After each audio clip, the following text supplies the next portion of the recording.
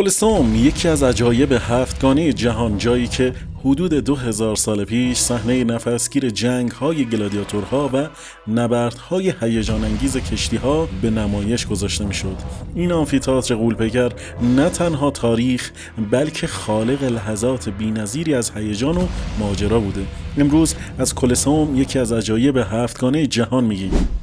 کلثوم یک آمفی‌تئاتر در روم که در زمان امپراتوران فلاویان ساخته شده. ساخت کلثوم بین سال 70 تا 72 میلادی در زمان سلطنت امپراتور وسپاسیان شروع شد.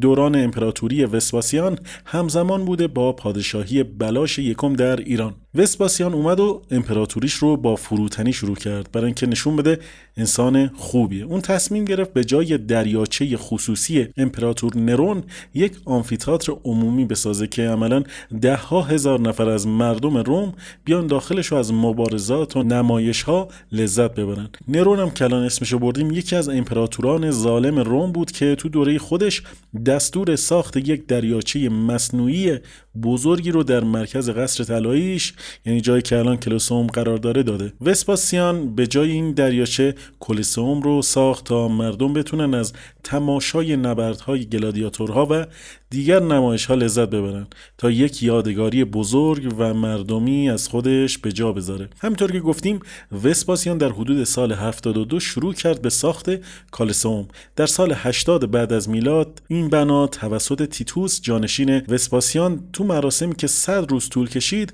با جشن و بازی به طور رسمی افتتاح شد. بعداً در سال 82 بعد از میلاد دومیتیان کار رو با اضافه کردن بالاترین جایگاه تکمیل کرد. برخلاف آمفی‌تئاترهای قبلی که در دامنه‌های تپه‌ها ساخته می‌شدن، کلثوم یک سازه مستقل از سنگ و بتون بود. آمفی‌تئاترهای اون زمان در دامنه تپه‌ها حفر می‌شدن و از شیب طبیعی زمین عملاً استفاده می‌کردن. 3 طبقه از کلثوم با طاق‌های احاطه شده بودند که در نمای بیرون با ستون‌های مختلف تزیین می‌شدن. این ستون‌ها در ردیف‌های دوریک، یونی و کورنتی قرار داشتن. این نوع چینش ستون‌ها بعداً در معماری رنسانس استفاده شد.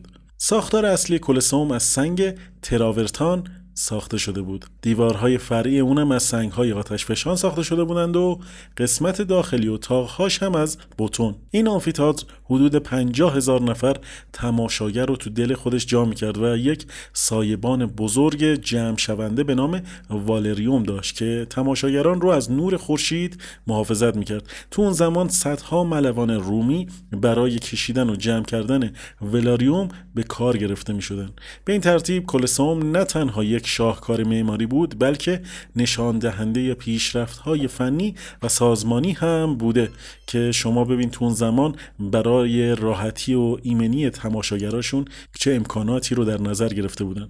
کلثوم یک آمفی‌تئاتر بزرگ با طراحی بیضی است که قطرهاش 188 متر در 156 متره. ارتفاع این سازه هم حدوداً 48 متره. کف صحنه چوبی بوده و زیر اونم مجموعه ای از اتاقها و گذرگاه‌ها برای عبور حیوانات و تدارکات نمایش تعبیه شده بوده. این بنا به دلیل طراحی مناسب واسه ورود و خروج راحت جمعیت یکی از شاهکارهای مهندسی محسوب می شده و همچنین کلثوم به عنوان یکی از عجایب هفتگانه جدید هم شناخته میشه. تو کلثوم زنا و مردا از هم جدا بودن. جایگاه زنا در طبقه پنجم بوده که دید بسیار کمی به میدان داشته. همچنین جایگاه زنان در کلثوم خیلی ناامن و خطرناک هم بوده، چرا که سکوهای اونجا رو با طناب نگه می داشتن که اگه پاره میشد زنا از ارتفاع 50 متری به پایین سقوط میکردن. این مکان صحنه هزاران نبرد و نمایش‌های مختلف بوده. نبردهای تن به تن بین گلادیاتورها، مبارزات بین مردان و حیوانات وحشی و حتی نبردهای دریایی.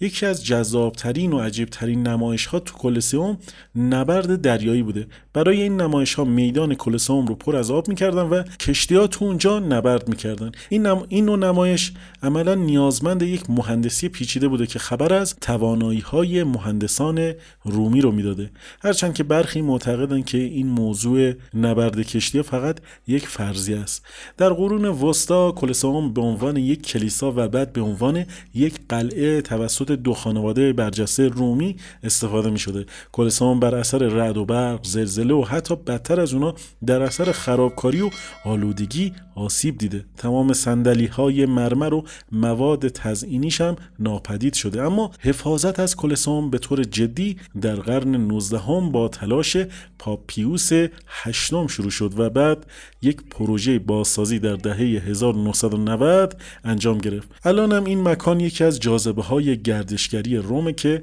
سالانه نزدیک به 7 میلیون بازدید کننده داره. اما گلادیاتورها که بودند؟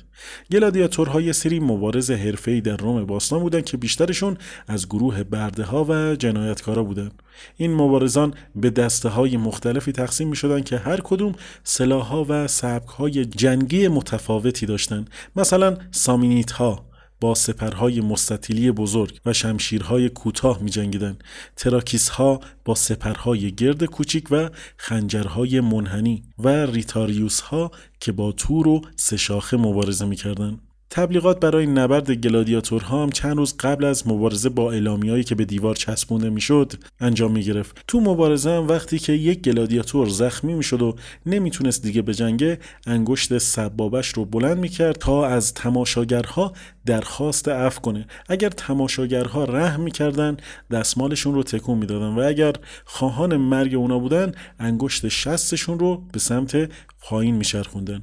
گلادیاتورهای برنده جوایزی مثل خوشه خرما و گاهی پول دریافت میکردن. اگر یک گلادیاتور هم چندین نبرد و پیروز میشد، برای یه مدت از نبردها معاف میشد. برخی از گلادیاتورها که محبوبیت زیادی پیدا میکردن حتی تبدیل به چهره‌های معروف و محبوب در میان مردم میشدن و مردم هم از اونها داستانهای افسانه‌ای میساختند.